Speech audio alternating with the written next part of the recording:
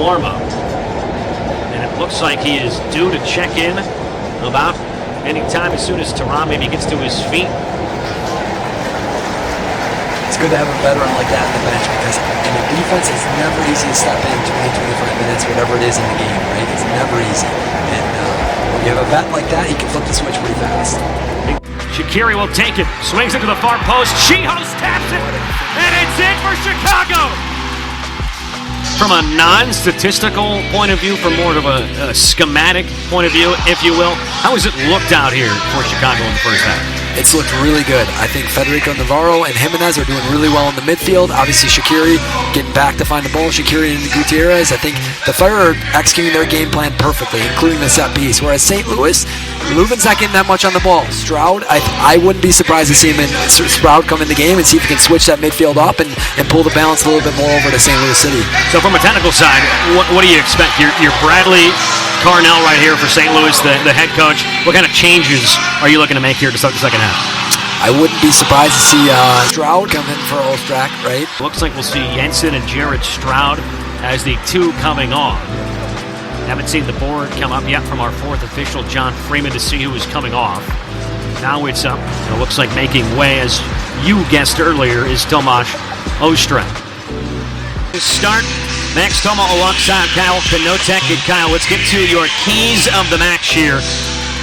Yeah, to start off, I've already said it, right? And I think as a pro, you know this. It's one of the biggest parts of the professional game, set pieces, right? Set pieces. They've been man marking. They've been losing players. We can see, hey, there's a new coaching staff. Things have changed. They've had a little time. Maybe they switch the zone. But can you get out of this game with no goals from Leuven's corner kicks and Vasilev's potential in-swinging corner kicks as well?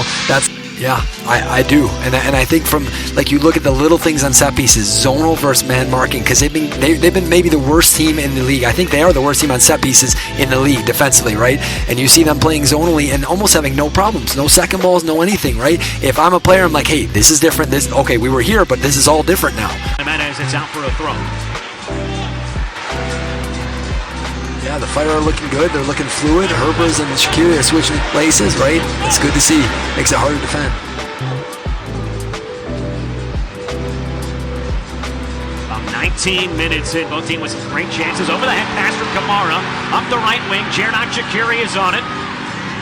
Working down the byline, cuts it back onto his left. His cross is deflected towards the middle. Jimenez wins a header back into the area.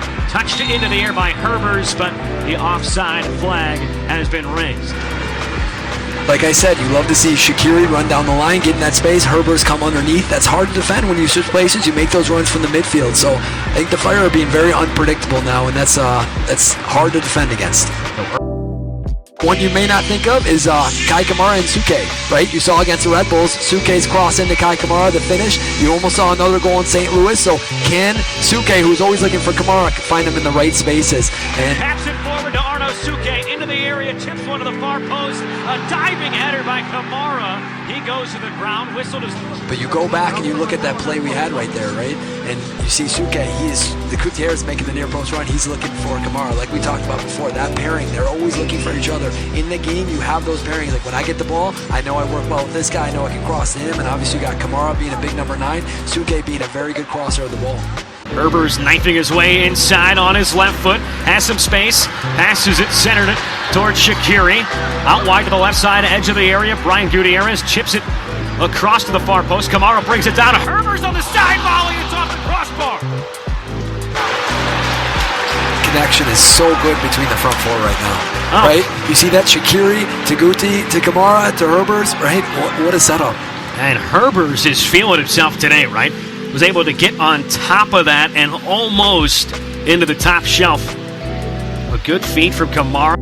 Yeah, I think like you said, Klaus, they started really well when they had Klaus and they had Gioacchini there.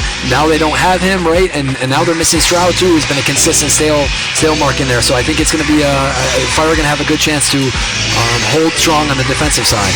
It's everything, right? You can't go down, especially when you're missing players like Haile Selassie and Mueller that can really help get you goals, right? Can you make this a game that's not you've seen their goal differential. It's way up there. They score goals. They beat teams bad, right? So can you keep it a low-scoring game where we just have to pick off one or two? It's not easy to keep a shutout, especially when you lose Thurin there, right?